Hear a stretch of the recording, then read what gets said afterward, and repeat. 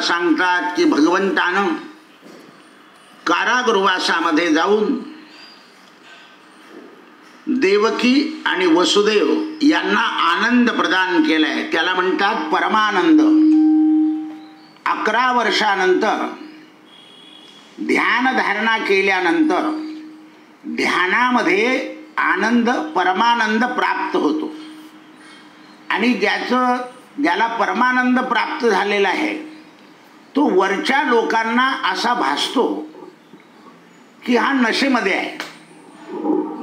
तर ही जी बाकीची जगातली नशा आहे, ही नशा जी आहे ना, ही काय करते, तुम्हाला उत्तेजन करते फक्त. आणि परमार्थाची जी नशा आहे, ध्यानाची, भजनाची, ही माणसाला परमोच्च आनंदात नेते. हे उत्तेजन देत नाही. आपल्या ज्या सगळ्या, जसं कॉफी आहे, कॉफी अति उत्तेजन करते माणसाला.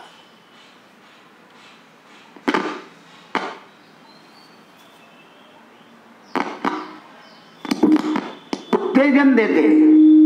उत्तेजन देणारे पदार्थ जे आहे त्याची पावर कमी झाली की उत्तेजन कमी होतं आणि त्याच्या पावरने आपल्या इंद्रियांवर दुष्परिणाम होतो. काही औषधं सुद्धा अशी आहे की तात्काळ तुम्हाला उत्तेजन देतात, पण त्याची पावर संपली की परत रोगाचा प्रादुर्भाव वाढत जातो. मग औषध कसं घ्यावं लागतं? सकाळीच एक, दुपारी एक, संध्याकाळी एक, 3. मग 8 दिवसानंतर सकाळीच एक, संध्याकाळी एक, मग रात्री एक, असं औषध कमी करावं लागतं. म्हणजे त्या शरीराला ते उत्तेजन समानत्वानं. पण ध्यानाचं आणि भजनाचं आणि नामस्मरणाचं जे परमोच्च आनंद आहे, हा आनंद मात्र कधीच कमी होते. तो हा परमानंद. कोण? तर देवकी नंदनंदन. परमात्म्याच्या ध्यानानं, परमात्म्याच्या पूजेनं परमोच्च असा आनंद प्राप्त होतो. देवकीला आणि वसुदेवाला परमोच्च आनंद दिला आणि परमोच्च आनंदाने वसुदेव देवकी कंसानं दिलेला उपद्रव विसरून गेले. भगवंतानी परीक्षा पाहिली आहे, आपल्या दर्शनानं माता पितांवर काय परिणाम झाला. तर म्हणाले, बाबा कंस मारला, तुम्हाला काय वाटतं? म्हणाले, कृष्णा, ही दैवगती असते. ती कृष्णाची गती, दैवगती, आपल्या कंसाची दैवगती संपली आणि तो तुझ्यामध्ये मिळाला. याच्यावरून आमच्या मनात असं आलं आहे की आता तुझ्यामध्ये मिळणं हे अत्यंत महत्त्वाचं आहे. आता तात्विक दृष्ट्या तुझ्यामध्ये कसं मिळायचं आणि लौकिक दृष्ट्या आता तू आमच्याजवळ आलेला आहे, पण तू जवळ आल्यावर सुद्धा 24 तास आमच्याजवळ नाही राहू शकत. मग तुला आम्हाला ध्यानात घ्यावं लागेल, तेव्हा परमोच्च आनंद प्राप्त होईल. भगवंताला कळालं वसुदेव आणि देवकी यांना आपल्या ध्यानाची, आपल्या रूपाची आणि आपल्या नामाची गोडी लागलेली आहे. आता ती लागलेली गोडी सतत जर आपण ठेवली, आवडीने भावे हरिनाम घेसी. जसं आपल्याला एखादं व्यसन लागलं की आपण कुठे जाताना ते व्यसनाची वस्तू, जसं हल्ली मोबाईल, लोक सगळं विसरतात पण मोबाईल विसरत नाही, कारण त्याचं व्यसन लागलंय. आणि त्याचं व्यसन लागल्यामुळे मनुष्य त्या वस्तूला विसरत नाही. तसं एकदा ध्यानाची, नामस्मरणाची सवय लागल्यानंतर हा जीव ईश्वराला विसरत नाही. तुकोबाराय म्हणतात, विसरतो न पडावा माझा देवा तुम्हासी.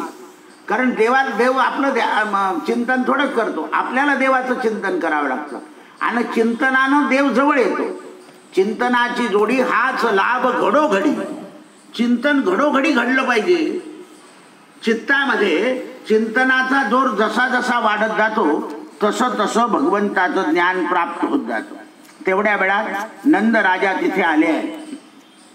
नंद राजाला भगवंतानी, आता नंदाला सगळं कळून चुकलेलं होतं, पण तरी 11 वर्षाचं भगवंताचं जे वास्तव्य होतं, त्या वास्तव्यामुळे नंद राजा दुःखी झालेले होते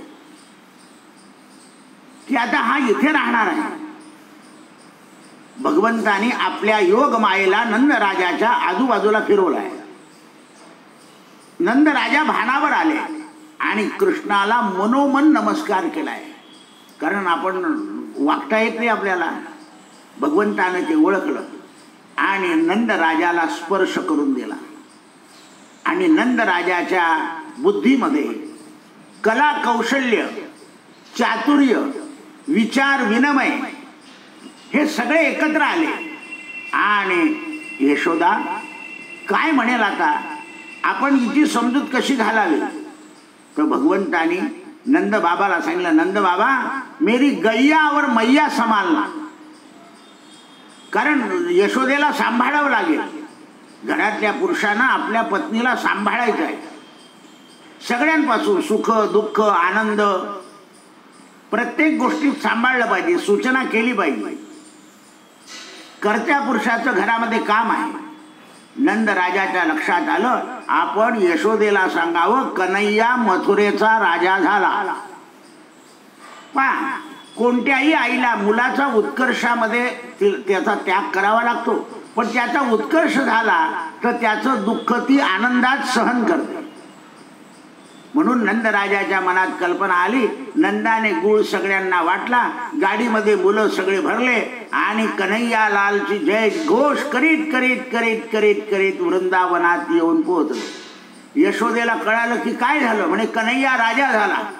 यशोदेनं घरातून सगळी मिठाई वाटायला काढली. नंद घेर आनंद भयो. जसं जन्माच्या दिवशी आनंद झाला त्या दिवशी भगवान मथुरेचे राजा झाले. आता ही गोष्ट अफवा होती. खरं राजा कोण झालं होतं? उग्रसेन. पण उग्रसेन हा भगवंताच्या चरणावर नतमस्तक होता, म्हणून सगळं राज्य कोणाचं होतं? भगवंता. आपण सुद्धा आपला हा संसार वाहू, हा संसार देवा पायी, हा सगळा संसार जर देवाच्या पायी वाहून दिला तर याची चिंता भगवान वाहतो. जसं नामदेवांच्या चरित्रामध्ये नामदेवांच्या घरी संकट आले की देव निवारून टाकायचे. तुलसीदासांच्या घरी संकट आले की देव निवारून टाकायचे. कबीर महाराजांच्यावर संकट आले की देव निवारून टाकायचे. नाथ महाराजांच्या घरी संकट आले की श्रीखंड्या परस्पर. लक्षात ठेवा, आजही आपल्याला परमात्मा सहाय्य करत असतो, पण आपल्या लक्षात येत नाही की हे परमात्माची कृपा आहे. संतांच्या मात्र पदोपदी लक्षात येतं की ही भगवंताची कृपा आहे, म्हणून असाध्य साध्य झालं.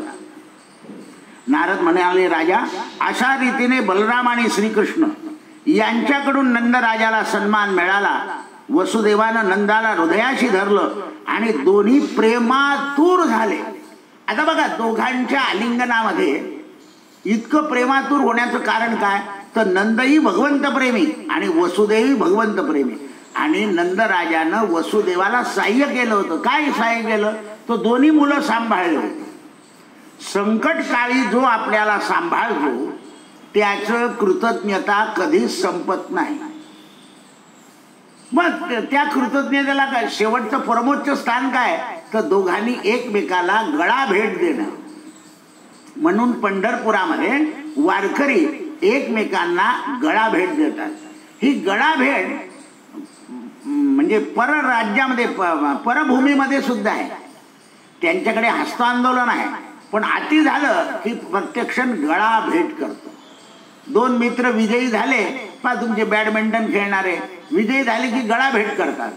गळा भेट म्हणजे प्रेमाला पूर आलेला आहे. अशा प्रकार बलराम आणि श्रीकृष्ण यांना यज्ञोपवीत संस्कार करायचं ठरवलं नंदराजानं. आणि मथुरापुरीमध्ये भगवंताच्या जन्म नक्षत्रावर वसुदेवानं असं कबूल केलं होतं की मला मुलगा झालाय, मी गायी दान करेन. म्हणून नंद राजानं भगवंताच्या जन्म नक्षत्रावर गोदान केलंय. प्रत्येकाचं जन्म नक्षत्र दर महिन्याला येत असतं, पण वर्धापन दिवस सुद्धा जन्म नक्षत्रावर करायचा असतो.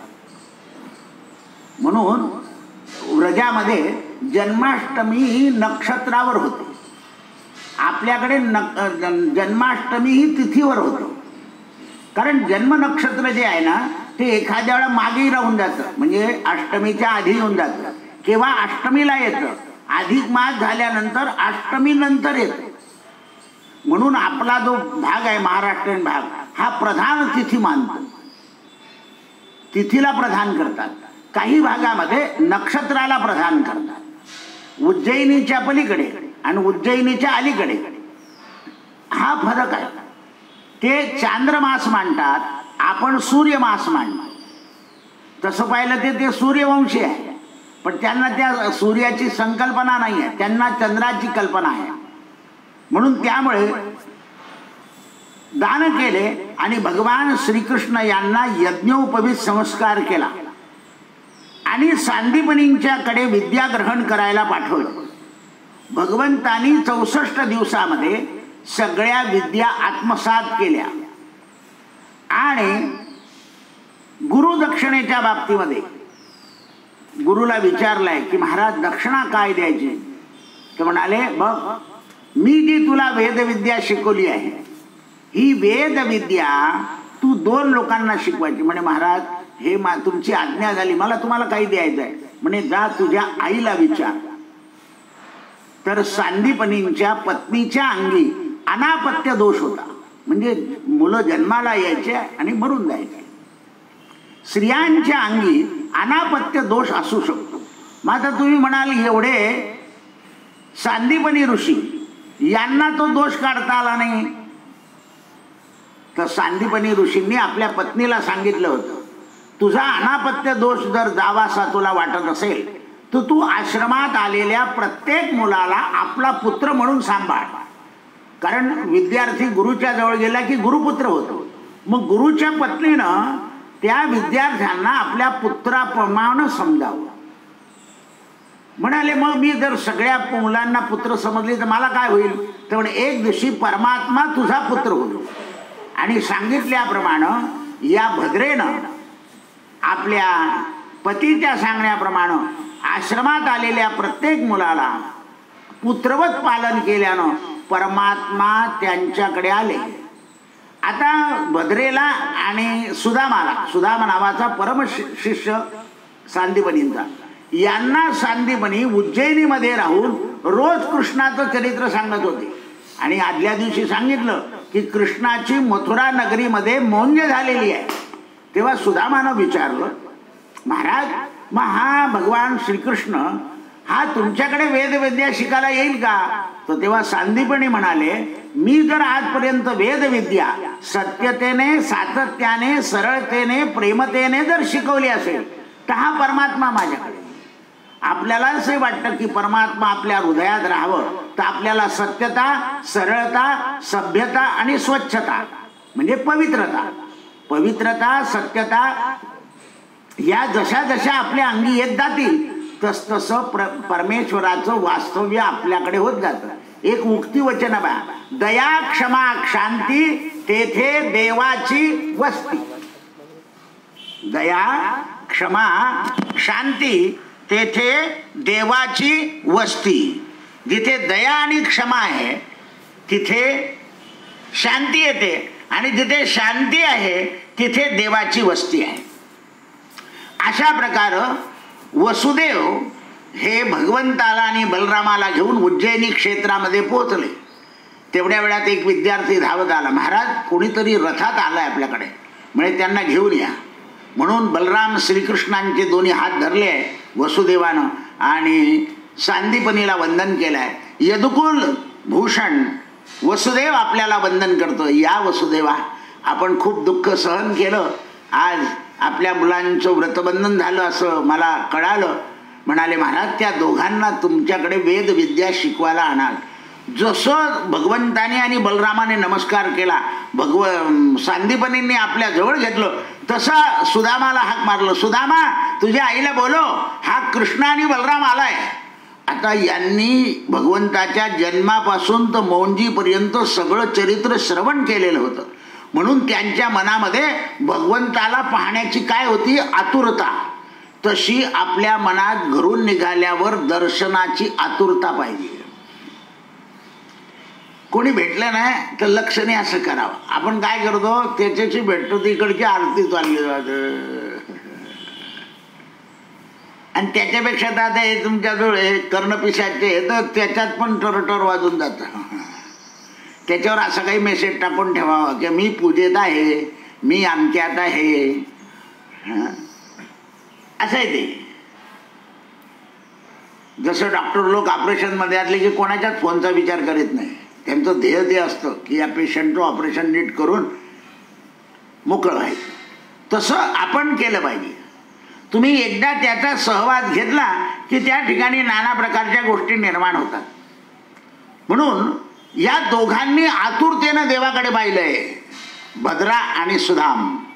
देवानं पाहिलं हे इतके तन्मयतेने आपल्याला पाहत आहे, कारण सुदाम शिकला होता तन्मे मनः शिवसंकल्पमस्तु.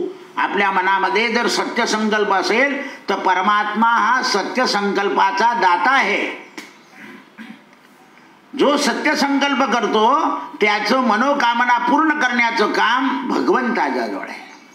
भगवान दयाघन आहे, दयाशील आहे. अशा प्रकारे भगवान पटकन पळाले आणि सांदीपनींच्या पत्नीला अशी मिठी मारली, आई, आणि तिचे दोष गेले. भगवंताचा स्पर्श झाला आणि मग भगवंतानी समुद्राकडे गुरुचे पुत्र मागितले आहे. तेव्हा समुद्र म्हणाला, महाराज, माझ्याकडे, मी त्यांच्या पुत्राला मारलं नाही म्हणे, माझ्याकडे शंकासूर नावाचा एक दैत्य आहे. या समुद्रामध्ये तो लपून राहतो. तो पांचजन्य नावाच्या शंकामध्ये आहे. त्याला काढून तुम्ही इथे घ्या. म्हणून त्याला मारलं आणि भगवंताने शंख हातात घेतला. कारण देवाला हा पांचजन्य नावाचा शंख मिळवायचा होता. हा देवाला. आता बघा, देव गुरुपुत्र घ्यायला गेले का पांचजन्य नावाचा शंख.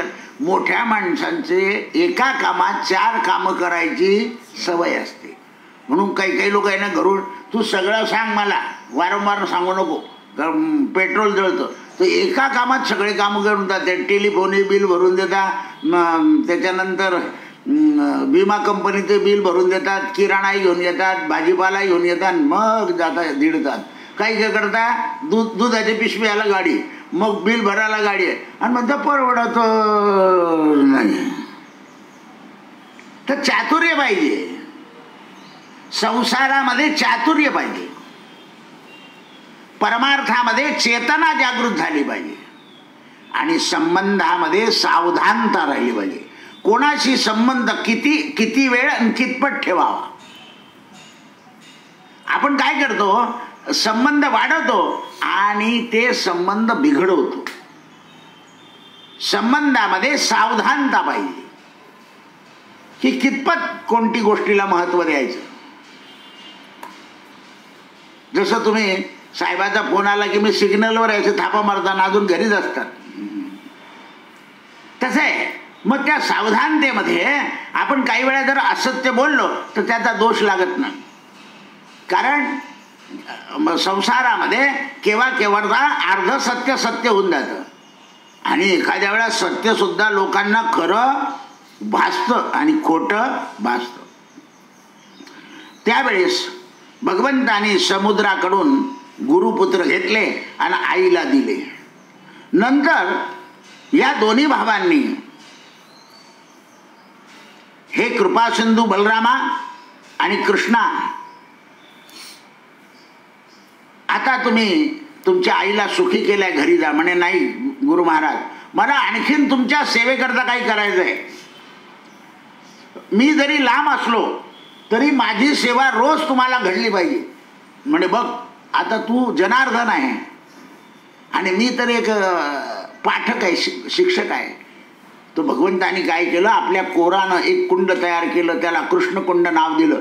सांदीपनींचा आश्रम क्षिप्रा नदीपासून लांब आहे आणि सांगितलं, गुरु महाराज, याच आश्रमामध्ये तुम्ही रोज स्नान करत जा. म्हणजे रोज तुम्ही स्नानाला जाल. कुठे चालले? कृष्णकुंडावर चालले. माझ्या नावाचं नामस्मरणही होईल आणि कामही होईल.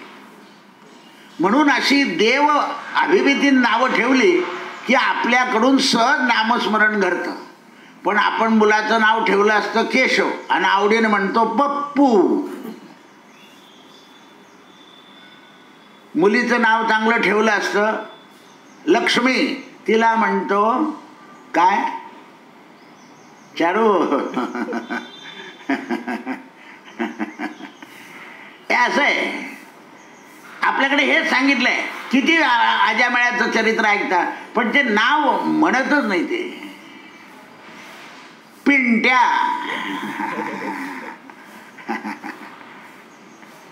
असं आहे ते. टोपण नावं सुद्धा आदरार्थी असावी. नाना, दादा, भाऊ, काका, अण्णा, आबा, आपल्याकडे प्रचलित नाव आहे. त्यावेळेस भगवान म्हणाले, जो माझ्या वाणीचा उपयोग करतो त्याचा उद्धार होतो. एके दिवशी भगवान आपले भक्त पांडव यांची भगवंताला आठवण आली म्हणून बलरामाला घेऊन भगवान श्रीकृष्ण अक्रूराच्या घरी आले. अक्रूर अचानक उठून उभे राहिले. पहा, कंसाला मारण्याच्या आधी अक्रूराला कबूल केलं होतं, पण त्याच्या घरी लगेच गेले नाही, प्रसंगानुसार गेले. म्हणून कोणाच्याही घरी जायला काहीतरी प्रसंग पाहिजे. आपल्याला मिळायला वेळ की चालला गाव काय करताय, तो बिचारा कामात असतो. अहो काही काही लोक परदेशातून विचारतात कसं काय चाललंय, आणि गावात आल्यावर कोणी फोन पण करत नाही. त्याचं कारण आहे, माणसाचं काम झालं की माणसाच्या मुखातून राम निघून जातो. मनुष्य गुडघे जेव्हा दुखताना तेव्हा उठताना राम राम राम करतो, चालायला लागला की राम सोडून देतो. म्हणून हे जग कामापुरतं आहे एवढं लक्षात ठेवावं. म्हणून जगापासून सावधान राहावं. संसारी माणसाला तर लग्नाच्या वेळेला सावधान केलंय की जग हे कामापुरतं आहे. लोक म्हणतात कामापुरता मामा, पण कोणाला समजू देऊ नये की आपण कामापुरता हे करतोय, कारण ती अंतरातली खूण आहे. अक्रूराच्या घरी आले. अक्रूर उठून उभे राहिले, अतिशय प्रसन्नतेनं हृदयाशी लावलं आणि पांडवांची गोष्ट काढली. अक्रूर म्हणाले, महाराज मला तुमची षोडोपचारी पूजा करायची आहे, माझं मनोरथ पूर्ण करू द्या. म्हणून भगवंतानी षोडोपचारी पूजा घेतली. त्यावेळेला अक्रूरानं जेवढ्या वेळ पूजा केली तेवढ्या वेळ डोळ्यातून अश्रू ढाळत राहिला. आता ही पराभक्ती कशी अक्रूराला प्राप्त झाली, तर त्याचं कारण अक्रूर हा वंदन भक्तीचा आचार्य होता. त्याला वंदन करायला माऊलीनं एक वचन लिहिलं याच्यावर, नम्र झाला भूता तेने कोंडिले अनंता. बलिराजा सुद्धा म्हणाला, देवा नाही जागा ना, ठेवा माझ्या पार. राक्षस कुळातला होता, प्रल्हादाच्या वंशात आलेला होता, पण माझ्या डोक्यावर पाय ठेवा. म्हणजे बलिराजा नम्र झाला. देवाला बलिराजाला पाताळात टाकायचं होतं, पण बलिराजाची नम्रता पाहून बलिराजाकडे भगवंताने राहण्याचं कबूल केलं 4 महिने. बलिराजाचा विजय इथे. आता देवाला जगताचं कार्य करायचं ही गोष्ट खरी आहे. म्हणून बलिप्रतिपदा, कार्तिक शुद्ध प्रतिपदेला काय नाव पडलं, बलिप्रतिपदा. आज सगळे बलिप्रतिपदेच्या दिवशी मंगल स्नान करतात, नवे कपडे घालतात, गोवर्धनाचा उत्सव करतात आणि मिष्टान्न भोजन करतात. किती वर्ष अवतार कार्य होऊन झालं तरी बलिप्रतिपदा मात्र चाललेली आहे. 3.5 मुहूर्तातलं अर्धमुहूर्त आहे, त्या दिवशी कोणतंही शुभ काम करा. पंचांग शुद्धी पाहण्याची गरज नाही, शुभ काम आहे. पण लग्न, वास्तुशांती हे नाही करता येत त्या दिवशी. भूमिपूजन करता येतं, प्रवेश करता येतो, त्या आधी करून घ्यायच्या किंवा नंतर करायच्या म्हणून सांगितलं. आणि अक्रूराला विनंती केली आहे, अक्रूरा पांडव माझे भक्त आहे तुझ्यासारखे, तू असं कर, हस्तिनापुरात जा, तुझा आणि धृतराष्ट्राचा स्नेह संबंध आहे, थोड्या 2 गोष्टी सांगून ये धृतराष्ट्राला की त्यांचं त्यांना दे. पहा भगवान आता अवघे 25 वर्ष वयाचे झालेले आहे. घरातल्या वयाच्या 25व्या वर्षाच्या मुलाचं काय काम आहे हे परमात्मा आपल्या लीलेमध्ये समजवत आहे. आई वडिलांना सुख दिलं, उग्रसेनाला राज्य दिलं, गुरुकडून विद्या शिकले आणि आपले आते भाऊ हे दुःखात आहे, तर त्यांच्या दुःखामधून त्यांना मुक्त करण्याचा विचार केला. आपल्या 25 वर्षाच्या पोराला कधी आपण सांगितलं की रिझर्वेशन करून आणतो, तो सरळ दलालाकडे जातो. त्याला माहिती पाहिजे 25व्या वर्षी, कारण नसता पैसे देऊन टाकतो त्याला 500. तो एका तिकिटाचे 500 रुपये घेतो. आणि आपला पोरगा PhD झालेला असतो. आता त्या PhDचा काय उपयोग आहे मग सांगा बरं. PhD झालेल्या माणसाने अन्याय मार्गाने जाऊ नये, न्याय मार्गाने जावं, तिथे जाऊन उभं राहावं, आपल्याप्रमाणे 4 लोकांना शिकवावं. PhDचा माणूस काय करतो, दुसऱ्याला शिकवू शकतो. आपण काय करतो, आळस मार्ग स्वीकारतो आणि कारण नसता पैसे देत जातो. वेळ नाही आणि कुठेही वेळ घालवतात. लक्षात ठेवा, सगळ्या शिकलेल्या लोकांनी जर नियंत्रणाने कामं केली तर जगातला अर्धा अन्याय दूर होऊ शकतो. अर्धा अन्याय दूर होऊ शकतो. जळगाव शहरामध्ये एक पाचोऱ्याचे वैद्य यायचे आणि त्यांनी औषध खरेदी केलं. ते माझ्याकडे सातत्याने यायचे की पाचोऱ्याच्या नाक्यावर ST थांबवायला लावायचे ते की मी औषध घेतलेलं आहे, त्याचा टॅक्स म्युन्सिपाल्टीला द्यायचा आहे. आता त्यांनी जे औषध घेतलेलं असायचं त्याचं बिल 500 रुपये असायचं. म्हणजे सर्वसाधारणतः 3.5 रुपये 4 रुपये त्यांना तो तिथे टॅक्स द्यायचा होता. कंडक्टर म्हणायचा, डॉक्टर नाही रे असं करू नको बरं, ज्याचं त्याला द्यावं. तो तिथे फाडणारा म्हणे, डॉक्टर जा ना, तुम्हाला कोण विचारतं. नको नको नको, हे 3.5-4 रुपये घे आणि आणखीन हे 50 रुपये जे उरले तू चहा पिऊन ये, पण सरकारचे पैसे सरकारमध्ये जमा कर. एकदा त्यांचा लेख आला होता. ते कधीच असं करायचे नाही. जो टॅक्स आहे आपण घेतो ना पेशंटकडून टॅक्स सहित, म्हणे हो मग तो टॅक्स सरकारचा दिला पाहिजे. अशा माणसाला रत्न कोणी पदवीच देत नाही. जी गारगोटी असते त्याला रत्न देऊन टाकतात. कारण ज्ञानाचे चाहते कमी आहे जगामध्ये. आणि जे खरे ज्ञानी असतात ना त्यांना कशाचीच गरज नसते, फक्त आपल्या कर्तव्याची गरज असते. त्यांचे जावई इथे स्टेट बँकेत नोकरीला होते. त्यांनी त्या जावयाला सांगितलं होतं की दुःख झालं की राम मंदिरात जात जा. दादाने मला पुष्कळशा गोष्टी तात्विक दृष्ट्या समजवल्या आहे. म्हणून अशा प्रकारे बहुशाल राजानं देवऋषी नारदांना विचारलं, महाराज आपल्या तोंडून भगवंताचं चरित्र ऐकल्यानंतर मनुष्याला भगवंताला पाहण्याची इच्छा होणारच. महाराज तुम्ही सांगितलं की अयोध्यापुरीतल्या त्या परिटाला भगवंतानी या जन्मी मुक्त केलं. मग जर ज्या परिटाने, ज्या सुदाममाळ्याने, ज्या कुब्जेने भगवंताची मनोभावे पूजा केल्यानं भगवंतानी दुसऱ्या जन्मामध्ये, एक जन्मामध्ये दुष्कृत्य केलं आणि दुसऱ्या जन्मामध्ये ते पापातून मुक्त झाले, असं पापातून मुक्त होणारं भगवंताचं चरित्र मला सांगत राहा. आता या मथुरापुरीमध्ये असलेला जो हा शिंपी होता, हा रामाच्या विवाहापूर्वी शिरध्वज जनक राजाच्या आज्ञेमुळे राम लक्ष्मणांना याने कपडे शिवलेले होते. याला असं वाटत होतं की आपल्यालाही देवाला कपडे द्यायला मिळावे, म्हणून भगवंतानी कृष्ण अवतारामधून याला आपलं सारूप्य भक्ती प्रदान केली होती. आता श्रीदाम माळी हा कुबेराचा चैत्रवनामध्ये परम रमणीय सुंदर वनामध्ये हेममाली नावाचा माळी होता. भगवान विष्णूच्या भजनात तत्पर असून तो शांत, दानशील आणि सत्संगी होता. भगवान श्रीकृष्णाच्या प्राप्तीसाठी रोज पूजा करायचा. 5000 वर्षापर्यंत यानं रोज 300 कमळानं भगवंताची पूजा केलेली होती. त्यावेळेस त्रिनेत्रधारी भगवान प्रसन्न झाले.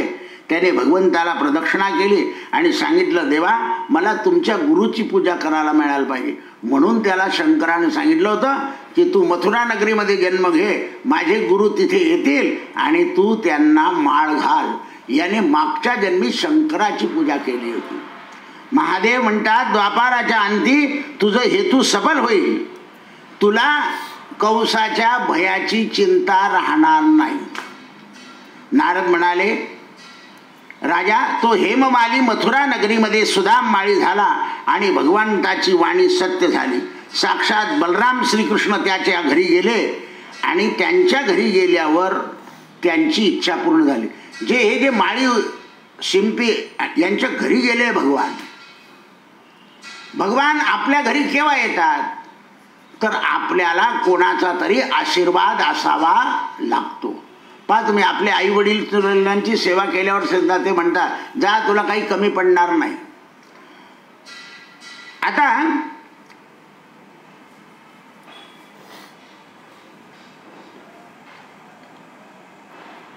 प्रभू रामचंद्रांच्या पंचवटीमध्ये शूरपंखणा नावाची कामदेवाची सारखी सुंदर असलेली शूरपंखणा ही रामाला मोहित झालेली होती.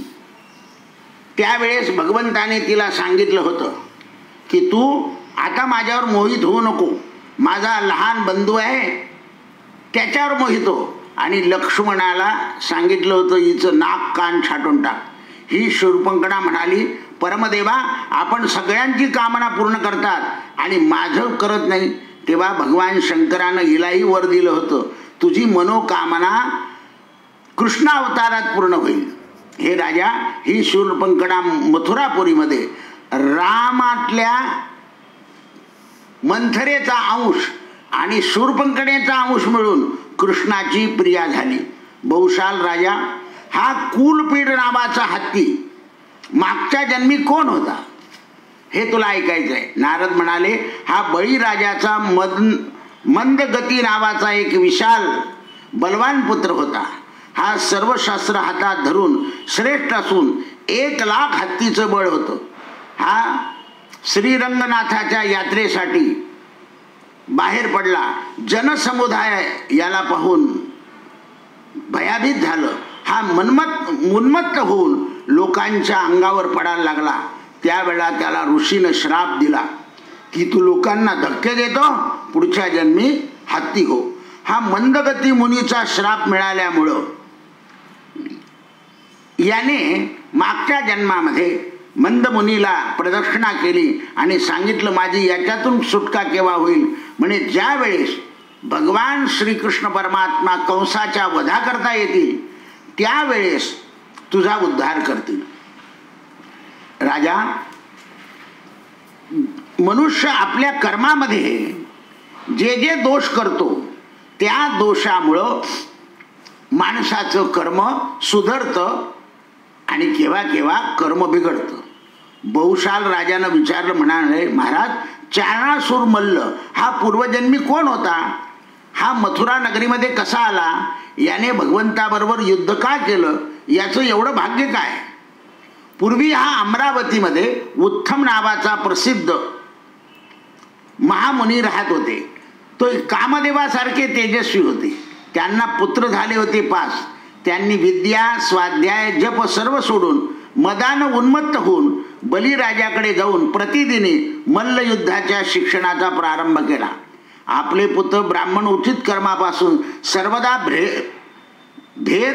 वेदरहित झाले, उन्मत्त झाले. म्हणून उत्तम मुनीनं रागवून शमदम तपसौच्य अशी सरळ विद्या सोडून तुम्ही क्षत्रियाची विद्या करतात म्हणून तुम्ही राक्षस व्हा. स्वतःच्या मुलांना ऋषीने आपण म्हणतो ना, आपण आपल्या मुलांना म्हणतो तू सुधारणार नाही रे, तू वायात जाशील. तर लक्षात ठेवा आपल्या पित्याच्या तोंडून असे शब्द निघू नये असं वागावं. केव्हा केव्हा एखाद्या पित्याचा तळतळा भोगावा लागतो, एखाद्या आईचा तळतळा भोगावा लागतो. हे राजा उत्तमाचे पुत्र पृथ्वीवर मल्ल रूपाने जन्माला आले. चाणासूर, मुष्टिकासूर, कुट, शल्य आणि तोषल हे उत्पन्न झाले आणि त्यांना भगवंतापासून मुक्ती मिळाली. बहुशाल राजाने विचारलं कंसाचे 8 भाऊ कोण होते. हा एक कंस आणि त्याला 8 भाऊ होते. पूर्वीची गोष्ट आहे. कुबेराच्या अलका नावाच्या नगरीमध्ये देवयक्ष नावाचा एक यक्ष राहत होता. तो ज्ञानी होता, शिवभक्त होता, महातेजस्वी होता. त्याला 8 पुत्र झाले. त्यांची नावे देवकुट, महागिरी, गंड, दंड, प्रचंड, खंड, अखंड आणि पृथ्वी अशी होती. एके दिवशी अरुणोदयाच्या वेळी शिवपूजेसाठी 1,000 पुंडलिक पुष्प आणण्यासाठी देवयक्षाला आज्ञा केली. तो बाहेर गेला. भ्रमराच्या गुंजानं युक्त अशा 1,000 कमलाची फुलं मानस सरोवरातून आणली, पण त्यांचा सुगंध लोभाने त्याने घेतला. तिचा सुगंध घेऊन टाका म्हणून देवाला जे आपण नेतो ना त्याचा वास घेऊ नये म्हणून देवाला फुलं हे ते सगळे झाकून न्यायला सांगितले आहे. जगन्नाथपुरीचा नैवेद्य भूमीतून जातो देवापाशी, कारण तिकडच्या लोकांना पदार्थ कमी मिळतात, त्यांची वासना चालली जाते, म्हणून देवाला नैवेद्य झाकून दाखवावा लागतो. आणि देवाला नैवेद्य दाखवताना आपलं नाक बंद करायचं मग पाणी फिरवायचं, म्हणजे त्याचा वास आपण घ्यायचा नाही असं सुद्धा म्हणायचं नाही. म्हणून बाजारातला जो नैवेद्य आहे ना तो देवाला वर्ज्य का, तर त्याचा स्वादही अनेक लोकांनी घेतलेला असतो आणि त्याचा वास तर सगळीकडेच पसरलेला असतो. म्हणून बाजारातले पेढे देवाला चालत नाही. आपण आहे वेडे म्हणून दाखवतो बाजारातले पेढे. आपण आहोत वेडे म्हणून दाखवतो बाजारातले पेढे. पहा ते पेढे विकताना काही 12शाला गेले आणि काही 12व्याला गेले असं आहे. म्हणून आपल्याकडे स्वतः तयार केलेला नैवेद्य, शिरा, पुरणाची पोळी आपण जे तयार करतो स्वकृत, म्हणून जगन्नाथजी का भात जग पसारे हात. नारद म्हणाले, बहुशाल राजानं विचारलं महाराज, शंख रूपी धारण करणारा पांचजन्य पूर्वजन्मी कोण होता की त्याच्या अस्थी भगवान श्रीकृष्णाने आपल्या हातामध्ये सुशोभित केल्या. हे शंख जे आहे ना तर त्या प्राण्याच्या अस्थी आहे ते, तो त्याच्यातून बाहेर पडतो. तसं पाहिलं तर ते अस्थी आहे, पण याचं कोणतं पुण्य होतं लक्षात ठेवा. देवाच्या बरोबर अवतारात आलेल्या माणसांचे सगळे पूर्वजन्म आपल्याला कळत आहे. आता तुम्ही लक्षात ठेवा, तुम्ही हे एवढं भगवंताचं चरित्र प्रेमाने ऐकताय ना तर तुमचाही मागच्या जन्मी काहीतरी भगवंताशी संबंध होता म्हणून तुम्ही ऐकताय, ऑनलाईन का होईना. कारण एक काळाचं महिमा या वेळात वेळ काढून ऐकताय, सगळ्या गोष्टी सोडून देताय तुम्ही. आता काही लोकांना इच्छा असून सुद्धा वेळ नाही, मग ते जमेल तेव्हा ऐकताय, मग त्याचं तसं पुण्य आहे त्यांचं, जमेल तसं. म्हणून ते म्हणतात, नारद म्हणाले, ही चक्र वगैरे श्रीहरीची उपांग पूर्वी होती, त्यातला शंख हा मोठा उच्च पदवीचा होता. भगवंताच्या हातामध्ये शंख, चक्र, गदा आणि पद्म हे सगळं जे आहे ना हे पूर्वीच आहे. भगवंताच्या तोंडाशी लागून याचं अधरामृत पात करीत. शंख देवाच्या कुठे लागतो? तोंडाला वाजवताना. तर देवाचं जे ओठाचं अमृत आहे हे याला रोज लागतं, बासरीला रोज लागतं, चक्राला शरीराचा स्पर्श होतो. आता तुम्ही म्हणाल मग पूजाला तर सर्वांगाचा स्पर्श होतो, पण पुजारी त्या भावाने गेला की देवा मला शुद्ध करा, मला माझ्याकडून तुमची पूजा करून घ्या. आम्ही सांगतो ना काही वेळा डोळे निघता निघता माणूस थकून जातो आणि शेवटी म्हणतो देवा जरा डोळे नीट काढून घ्या, तेव्हा डोळे पटकन निघतात. आणि आपण जर बिलकुल अगदी आत्ता करून मारून देईन पूजा असं म्हटलं की ते नंतर टोप सरकून जाईल, नाही तर हार तिरपा होऊन जाईल, नाही तर टोप पडून जाईल. म्हणून भाव ठेवला पाहिजे देवाजवळ. देवाजवळ जाताना जसा भाव असतो तसा देव होतो, जसा भाव तसा देव. त्या एके दिवशी त्याला खूप अभिमान झाला. त्याच्या मनात आलं की माझी कांती देवाला सुशोभित करते. त्यावेळेस भगवंतानी त्याला सांगितलं की मी तुझा त्याग करतो आणि दक्षिणावंत शंख हातात घेईल. तू क्षीरसागराची कन्या लक्ष्मी ही सुद्धा दुर्लभ होईल तुला. म्हणून भगवान श्रीकृष्णाचं अमृत पिऊन पिऊन तो उन्मत्त झालेला होता. त्याचा अहंकार दूर करण्याकरता शंखाला लक्ष्मीने रागवून श्राप दिला की दुर्मते तू दैत्य हो. राजा तोच शंख समुद्रात पंचजन्य नावाने उत्पन्न झाला आणि तो वैरानं श्रीकृष्णाचं भजन करत होता.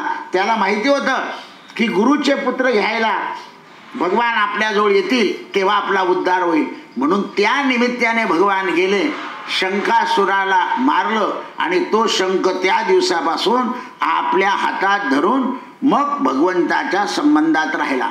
आता याच्यावरून एकच गोष्ट लक्षात आणायची आहे की आपण जगामध्ये जे काही करू, आपल्याला देवाने जे कर्म दिलेलं आहे ते कर्म करताना श्रेष्ठ कर्म मिळो या कनिष्ठ, कोणतंही कर्म करताना श्रेष्ठ कर्म करताना अभिमानी व्हायचं नाही आणि कनिष्ठ कर्म करताना लाजीरवाणं व्हायचं नाही. आपण जर लाजीरवाणी झाले, काय देवाने आपल्याला, पहा तुम्ही, सेना नावी लाजीरवाणी झाली नाही, गोरोबा कुंभार लाजीरवाणी झाले नाही, त्याच्यानंतर विसोबा चाटी लाजीरवाणी झाले नाही. देवाने आपल्याला जे कर्म दिलेलं आहे ते कर्म आपण न लाजीरवाणे होता प्रसन्न मनानं जर केलं, प्रसन्न मनाने जर केलं तर त्या कर्मानं ईश्वराची प्राप्ती होते आणि उच्चतम कर्म मिळालंय तुम्हाला.